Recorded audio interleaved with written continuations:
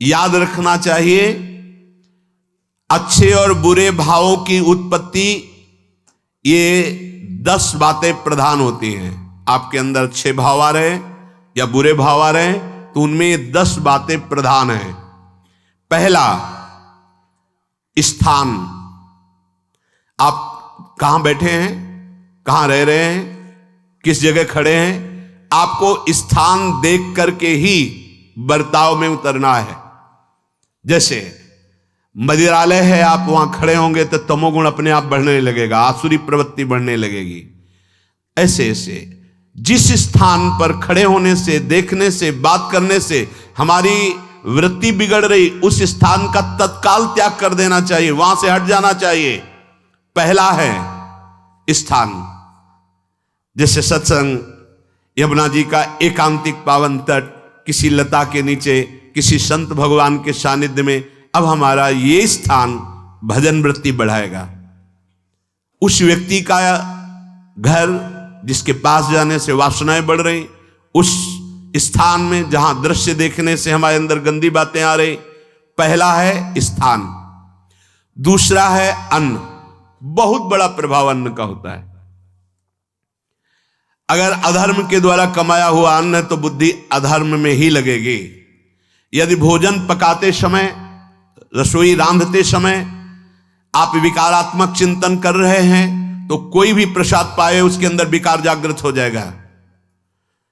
अन्न का बहुत बड़ा प्रभाव पड़ता है। एक बार पूज्यपाद उड़िया बाबा जी महाराज अपने परिकर के साथ भ्रमण में थे तो किसी बड़े धनी मानी ने निमंत्रण दिया, महाराज आज यहीं रुको। तो बाबा ने कहा हम लोग गांव के अंदर नहीं रुकते। तो बाहर कोई वृक्षों का समुदाय, जंगल जैसा, तो उसमें वहां रुके, पर भोजन उनकी तरफ से, भोजन सबने पाया। जब सुबह हुआ तो महात्मा जन, साधक जन एक दूसरे की तरफ देखे और बोले आज तो हमको बड़ा दोष हुआ, गंदा स्वप्न आया और हमारा संयम बिगड़ गया। बोले ये तो हमको भी हुआ, जितने थे सबको हुआ। उड़िया बाबा के समीप गए। बाबा ने कहा अच्छा ऐसा हुआ, ये तो अन्न दोष है, बुलाओ सन्न पवाने वाले को, फिर चलेंगे। बुलाया और बाबा ने कहा बिल्कुल सत्य बोलना, नहीं तो आप जानते हो इतने महात्माओं के संयम को आपने भ्रष्ट कर दिया, सत्य बोलना क्या बात थी। तो उनका महाराज संतान नहीं हो रही थी, सुना था आप बहुत सिद्ध महापुरुष हैं तो आपके परिकर को इसीलिए पवाया, अंदर काम भाव था कि हमारे कामना थी कि संतान उत्पन्न हो, वैसे ही चिंतन करते हुए बनाया ऐसे। बोले सबका संयम नष्ट कर दिया, होश में, नरक जाने वाली बात मत सोचो। अरे संतों को पवाओ जैसे अपने पुत्र को पवाते हैं, ऐसी भावना करनी चाहिए। आज हो भाग्य तो परिणाम खुद मंगल में निकलेगा। काम भाव से युक्त होकर क्यों बनाया, सब संतों के अंदर विकार पैदा कर दिया। अन्न का प्रभाव पड़ता है, हम जैसा अन्न पाते हैं वैसा। कई बार सुनाया है सिद्ध महापुरुष पूज्य प्रातः स्मरण श्री बलराम दास जी महाराज झाड़ू मंडल के, यमुना के पावन तट पर ही है, रास मंडल के पास ही, वो अपने एक लता के नीचे बैठे हुए भगवत चिंतन कर रहे थे। अचानक यमुना जिस नजदीक है तो कोई माई स्नान किए हुए निकली तो नेत्रों ने देखा और विकार उत्पन्न हो गया। वयोवृद्ध सिद्ध महापुरुष, उन्होंने कहा आप तो इस शरीर को नष्ट कर दूंगा। शिष्यों ने कहा महाराज ऐसा क्यों। बोले किसी माता के शरीर को देखकर हमारे अंदर विकार क्यों आ गया, ऐसा नहीं, आज तक कभी नहीं हुआ, ऐसा क्यों हुआ। उनका महाराज आपस में सब शिष्यों ने कि कुछ ना कुछ तो खान पान में गड़बड़ी हो गई तभी ऐसा हुआ। बाबा आज परिक्रमा करते हैं वृंदावन की, बाद में आप जो आदेश करेंगे जैसा करेंगे, पहले परिक्रमा। वृंदावन की परिक्रमा का बहुत बड़ा प्रभाव, जब कभी मन आपका ऐसा विक्षिप्त हो, परेशान हो, तत्काल परिक्रमा प्रारंभ कर देना, नाम जप करते हुए। आप देखना परिक्रमा पूरी होते होते शांति हो जाएगी। बाबा ने खूब नाम कीर्तन करते हुए शिष्यों के साथ परिक्रमा दी, मन का विकार शांत हो गया। उनका ऐसा कैसे हो सकता है कि हमारे अंदर विकार आ गया, ये बड़ी सूक्ष्मता का विषय है। कल प्रसाद कहां से आया था, तो उस समय लाडले गोविंद देव जी महाराज यहीं विराजमान थे वृंदावन में। बोले तो ठाकुर गोविंद देव जी का प्रसाद आया था। लकुट उठाई, गए वो तो भगवत स्वरूप तस्मित तज्जने भेदा भावात, भगवान और भगवान के ऐसे जनों में भेद नहीं होता, वो भगवत स्वरूप होते हैं। गए और कहा बताओ आपका प्रसाद न पावे तो अपराध लगे कि प्रसाद नहीं पाया, और प्रसाद पावे तो हमारे अंदर काम जागृत हो जाए, हम तो मरे ना दोनों तरफ से। तो ठाकुर जी बात कर रहे थे, दूसरों को नहीं सुनाई दे रहा था। कह रहे थे कि देखो नाराज मत हो, कलकत्ता की वैश्या थी, उसने भोग लगाया, अब उसने भोग लगाया तो हमने चख पाया, तो आपको प्रसाद का किनका लेना चाहिए? किसने कहा था कि पूरा प्रसाद पाइए? जरा किनका ले लेते हो, मधुकर ही पाते। हाँ ये बात आपकी मान, तो हमारा तो पूरा विश्व है, कोई भी भोग लगाएगा हम तो पाएंगे। और हमारे प्रसाद की निष्ठा आप सबके हृदय में, तो किनका लीजिए, पूरा मत पाइए। सोचिए, भगवद अर्पित प्रसाद और वृत्ति भगवान ने आदेश किया किनका पाओ, माधुकरी मांग के खाओ। यहां वर्णन कर रहे, यदि हम अन्न थोड़ा भी हमारे अंदर दूषित चला गया, तो जब कभी ऐसी विकार की भावना हो, आपके अंदर विकार बन रहा है, तो खोजिए। आपने कोई दृश्य देखा है, आपने किसी से बात की है, आपने कोई ऐसा संकल्प बनाया, नहीं, तो फिर भोजन दोष आ गया। अब आज उपवास कर दो, जब तक वो वृत्ति न नष्ट हो तब तक कुछ मत पाना, जल से काम चलाना, तो एक दिन एक पहर अपने आप शांत हो जाएगा। अगर बहुत विकलता हो रही तो नाम कीर्तन शुरू कर दो, भोजन मत पाना, नाम कीर्तन शुरू, बिल्कुल शांति मिल जाएगी, बिल्कुल। और ये तो उदाहरण महापुरुष इसलिए देते कि हम सावधान रहें। हमारे अच्छे भाव या बुरे भाव में ये 10 बातें बहुत प्रभाव डालती हैं। पहला स्थान, दूसरा अन्न, और तीसरा जल। पानी भी बहुत संभाल के, नहीं आजकल तो देखो प्रायः ऐसे दांत से प्लास्टिक नोचेंगे, ऐसे पानी पिएंगे, कब भरी गई, कहां भरी गई, कैसा पानी, बड़ा देखो कैसा हमारे भजन साधन के लिए विक्षेप पैदा होता चला जा रहा है। पहले सुंदर सरोवरों का जल, मतलब 15 वर्ष तो गंगा जल ही केवल पिया है, जो आकाशवृत्ति से मिला नहीं, गंगा जल ही पिया है। कुआं का जल, फिर आया हैंडपैप का जल, अपवित्र होने लगा। हैंडपैप में जो वाशर, अगर वो कहीं चमड़े का पड़ा हुआ है तो अपवित्र जल हो गया। अब हैंडपैप का भी अंतर ध्यान स्वरूप हो गया, अब तो नहीं दिखाई देता। अब रह गया है मोटर से निकले और फिल्टर में जाए, वो मशीन जो फिल्टर करती है पानी को, आरओ, उससे। अब वो जिनके पास है तो है, नहीं तो परिक्रमा लगाया हो, आपको पानी पीने को नहीं मिलेगा। देखो कैसा समय आ गया। भोजन, पहले कोई दगाबाजी भोजन में तो नहीं करता था। गांव में जब जिसके यहां दूध बेचा जाता था ना, उसको बहुत लघु दृष्टि से देखा है, गाय माए एक बराबर होती है, ये दूध बेचता है। 10-5 किलो मठा तो आप ऐसे मांग के ले सकते थे, अगर अड़ोस पड़ोस में वो मठा मिल जाएगा।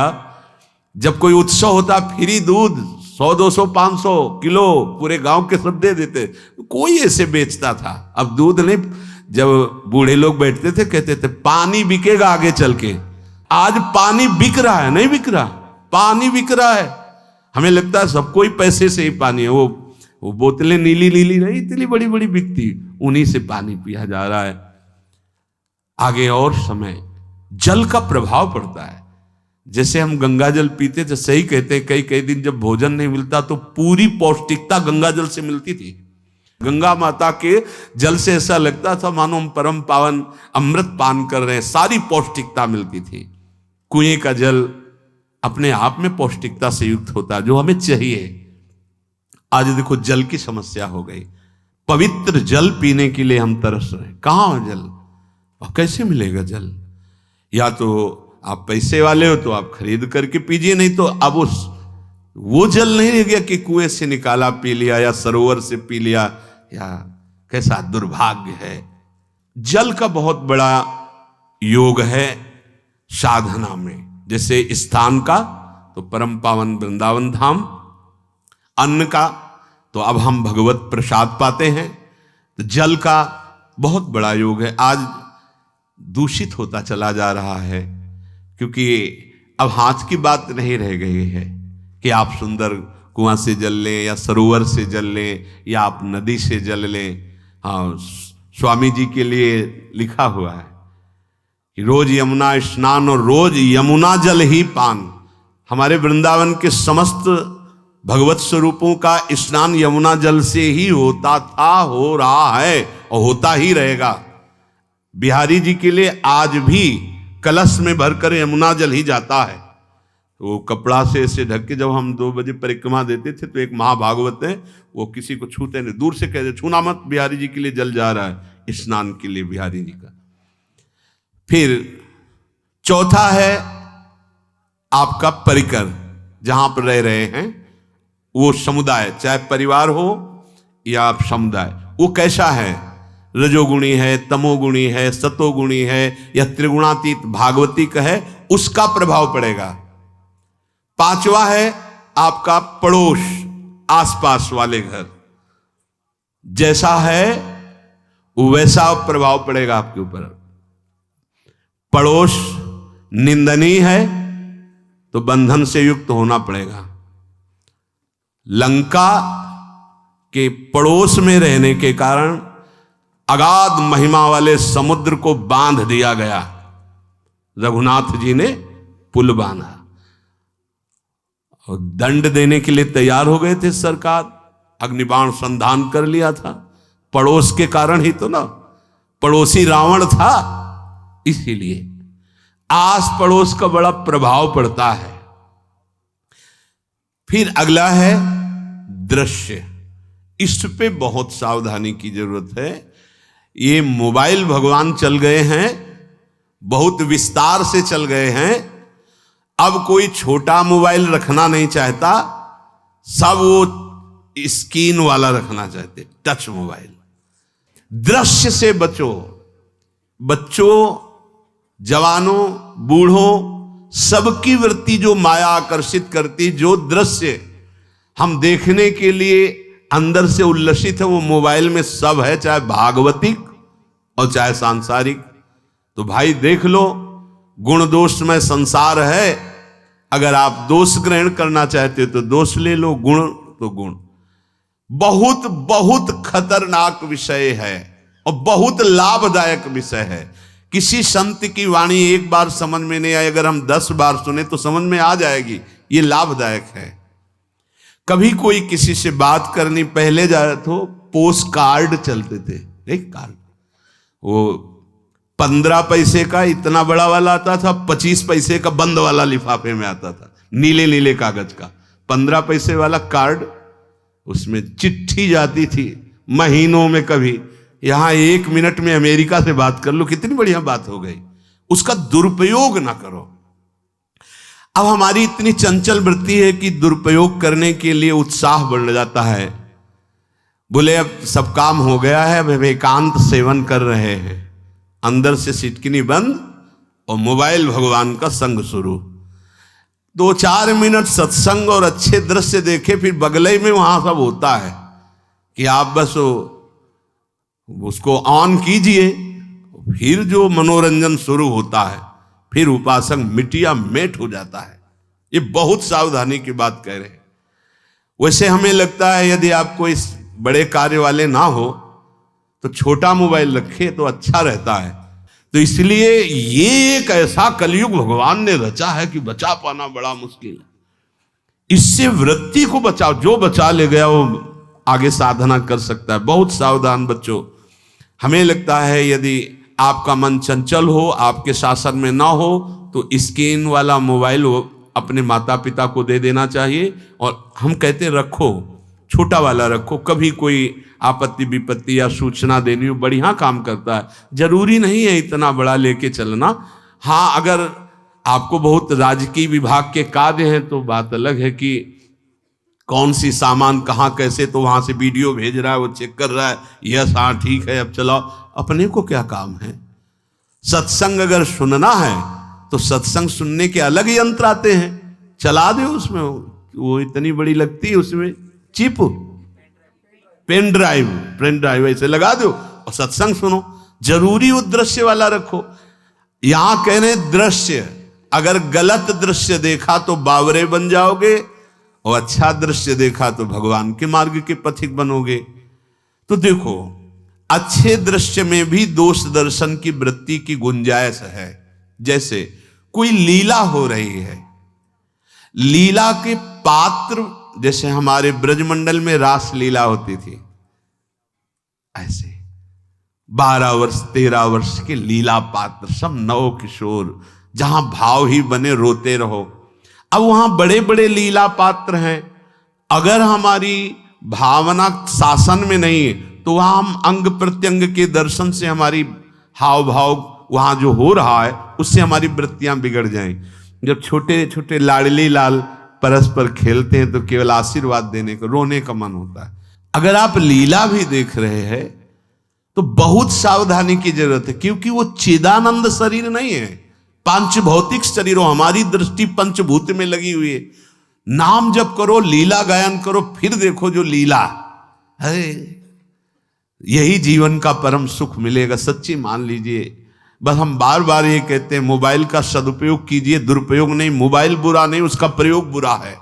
दृश्य और साहित्य, वैसे ही मनोवृत्तियां फिसलने वाली हैं, और जब ये आ गया कि फिसलाने में कितना लाभ है तो ऐसा कोई साहित्य और आलोचना, ऐसी कोई वार्ता ना करे जिससे हमारे अंदर गंदे भाव आवे।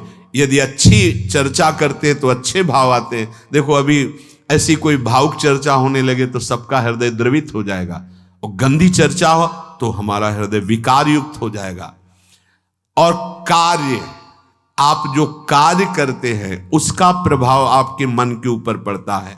और उपासना, आप उपासना भोगों की करते हैं या योग की करते हैं, ये 10 से भाव बनते हैं और 10 से भाव बिगड़ते हैं। स्थान, अन्न, जल, परिवार, अड़ोस पड़ोस, दृश्य, साहित्य, आलोचना, आजीविका का कार्य और उपासना, यदि ये भागवतिक हुए तो आपके अंदर भगवत भाव बढ़ेगा, और यदि ये रजोगुणी तमोगुणी हुए तो आपके अंदर आसुरी भाव बढ़ेगा।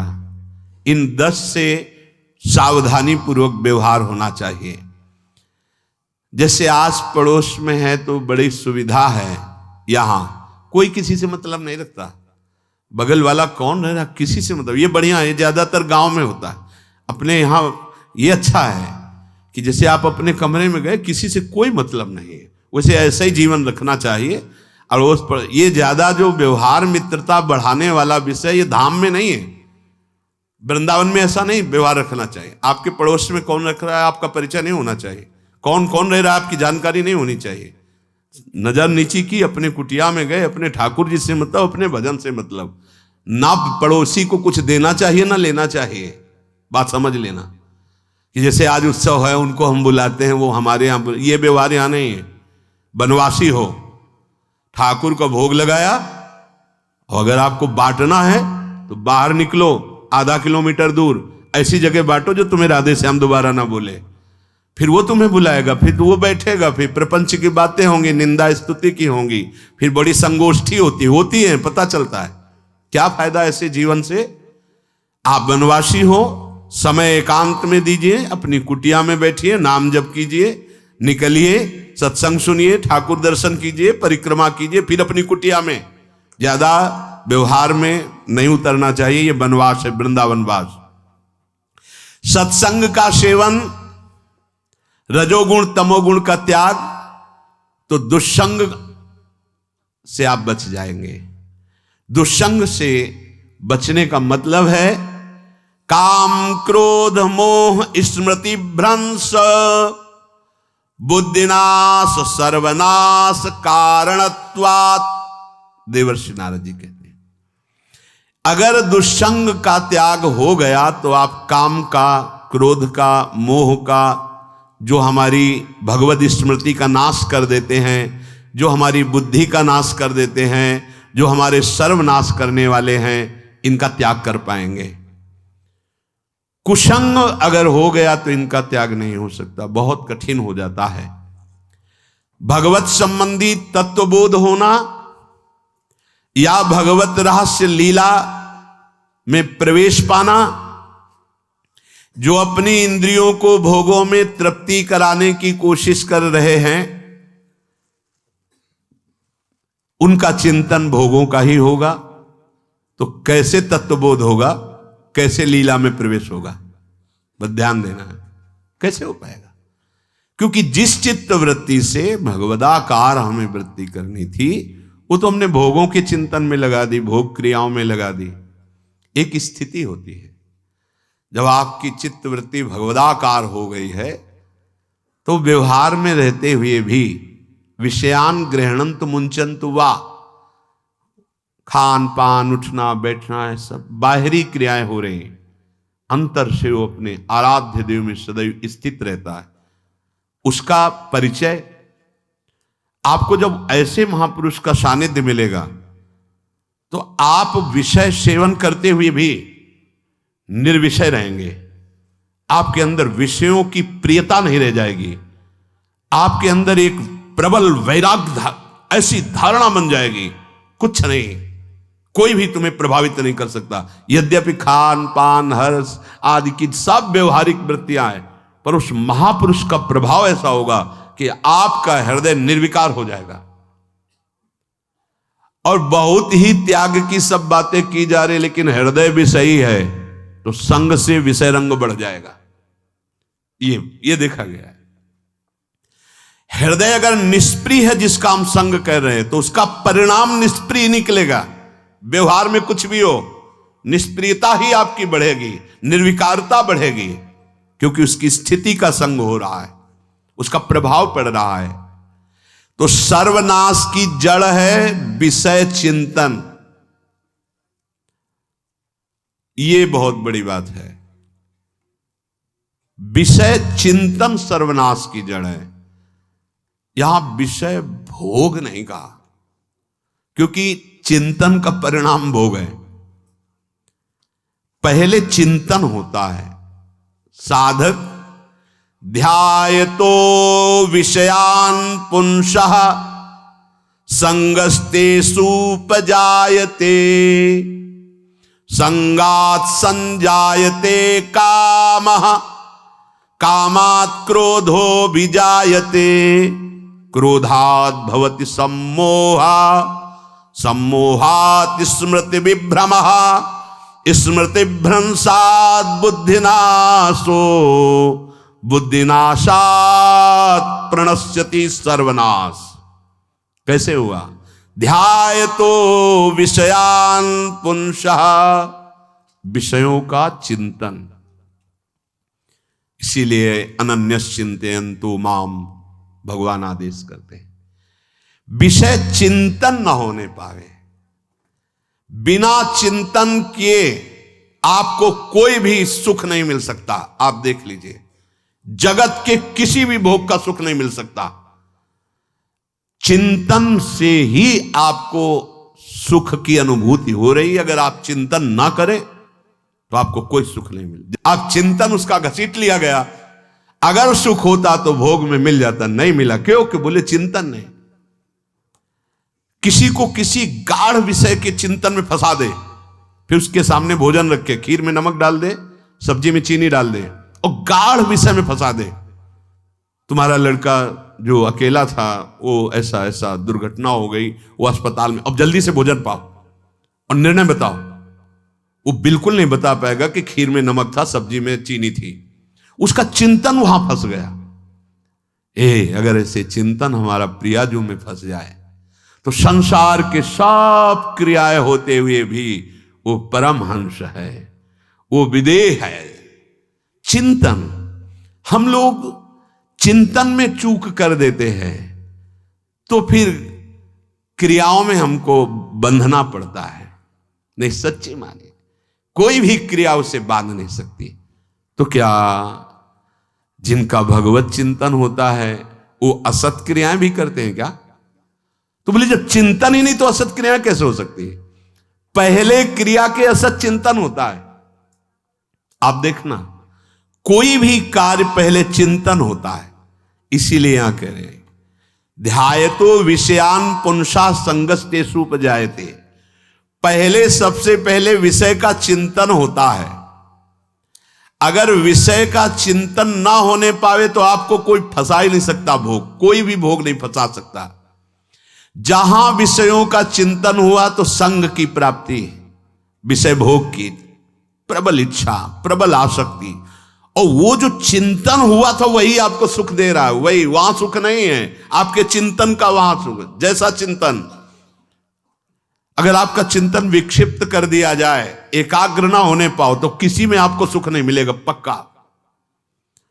अगर वही चिंतन सावई मना कृष्ण पदार विंदे हो तो कोई सुख है। गोपी जनों के पति भी हैं, पुत्र भी हैं, पूरे परिवार की सेवा करती हैं, और बड़े बड़े परमहंस उनकी चरण रज वंदना करते हैं। क्यों? क्योंकि उनका चिंतन भगवान का हो रहा है। एक भी वृत्ति शरीर चिंतन में नहीं, बलिहारी है। मुरारी पादार्पित चित्त वृत्ति। विषयों के चिंतन से विषयों में आसक्ति पैदा होती है। आसक्ति से विषय कामना की प्रबलता और क्रिया होती है, और क्रिया में बाधा पड़ने से क्रोध पैदा होता है। क्रोध से मूढ़ता छाती है, मूढ़ता से स्मृति भ्रमित हो जाती है, स्मृति भ्रंश से बुद्धिनाश होता है, और बुद्धिनाश ही सर्वनाश है। इसलिए चित्त का निरंतर अधिक समय तक सावधानी पूर्वक भगवन नाम में, भगवत लीला में, आप सब भगवत कृपा पात्र जन है, चिंतन न बिगड़ने पावे। होता क्या है कि क्रिया से तो हम सावधान है, समाज है, क्रिया से तो हम सावधान, क्योंकि समाज भी है, व्यवहार भी है सामने, लेकिन चिंतन तो कोई नहीं जान रहा ना, अंदर ही अंदर हम क्या चिंतन कर रहे हैं। तो साधक चूक कर बैठता है। देखो, बाहर चूक होगी तो उसका प्रायश्चित हो ही जाएगा, चार लोग निंदा करेंगे, पिटोगे, अपमानित होगे, प्रायश्चित। लेकिन अंदर जो हमारा गलत चिंतन हो रहा, पूरा का पूरा अंदर हृदय मलिन कर देगा, हमें उस बात का प्रायश्चित भी नहीं होगा, हमें जलन भी नहीं होगी कि हम गलत चिंतन कर रहे हैं, क्योंकि सावधान नहीं है। खास बात साधना में चिंतन संभालने की है। काम क्रोध मोह स्मृति भ्रंश बुद्धिनाश सर्वनाश कारणत्वात्, देवर्षि नारद जी कह रहे हैं। चित्त का जहां अधिक चिंतन होता है वही हमारी तन्मयता बन जाती है, वही हमारा स्वरूप होने लगता है। बोले बहुत कामी पुरुष है, बोले बहुत क्रोधी पुरुष है, बोले बहुत नीच पुरुष है, पूरा संबोधन होने लगा उसके लिए, क्योंकि वो उसी चिंतन से, वैसी क्रियाओं से। अरे बोले तो बड़े भगत हैं, भगवान के स्वरूप है साक्षात। जो हम अधिक चिंतन करते हैं वही क्रियान्वित होता है, जो क्रिया होती, चिंतन होती, वैसे हमारा स्वरूप बन जाता है, वैसे हमारी स्थिति हो जाती है। सांसारिक विषयों और विषयी पुरुषों का शरीर संग, वाणी संग, मन के द्वारा संग, ये आपके अंदर विषय चिंतन बढ़ा देगा, विषय क्रियाओं में लगा देगा। इसलिए बहुत सावधान। विषय में कोई ताकत नहीं है, विषयासक्ति दुर्गति कर देती है। एक बार देवर्षि नारद जी जनक जी से कहा कि आप विदेह राज कैसे हैं, पत्नी भी है, परिवार भी है, सब वैभव भी है, वो आप एक राजा होते हुए विदेह राज। उनका आज विश्राम कीजिए, कल सुबह चर्चा करेंगे। तो रात्रि में अपने शयन गृह में देवर्षि नारद जी को शयन कराया और अपनी अर्धांगिनी से कहा कि आप जाकर शयन कीजिए देवर्षि नारद जी के साथ, जो आज्ञा। अब वहां देवर्षि नारद जी के समीप जब नारद जी ने देखा कोई स्त्री, तो शकिल गए और शकिल गए। वो तो आज्ञा जैसी हुई थी, जब दीवाल मिली तो दीवाल की तरफ मुंह करके लेटे रहे। अर्धरात्रि में उठी और चली गई। देवर्षि नारद जी सुबह गए और कहा कि ये क्या मजाक था आपका, यदि आपको ऐसा ही व्यवहार करना था तो आप हमसे कह देते तो हम बाहर जाकर शयन करते, आपने ऐसा क्यों किया, क्या हुआ महाराज? जब हम वहां शयन कर रहे थे, कुछ रात्रि व्यतीत होने पर आपकी अर्धांगिनी आई और लेट गई सैया पे। उनको पता नहीं कि एक देव ऋषि के साथ ऐसा व्यवहार नहीं कर। फिर क्या हुआ महाराज?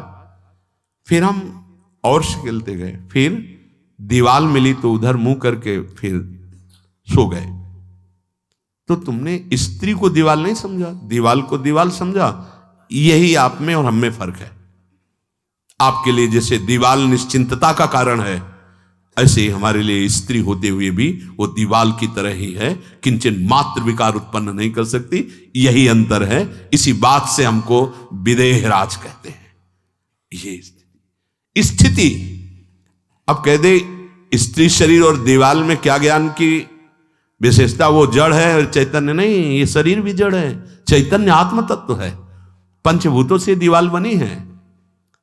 अग्नि तत्व से ईंट पकाई गई है। पृथ्वी तत्व तो है ही, पृथ्वी तत्व में जल मिलाकर उसको आकार दिया गया है। वायु तत्व ने उसे सुखाया है, अग्नि तत्व ने पकाया है, और शब्द आकाश तत्व है। 5 भूतों से वो बना, 5 भूतों से बना है।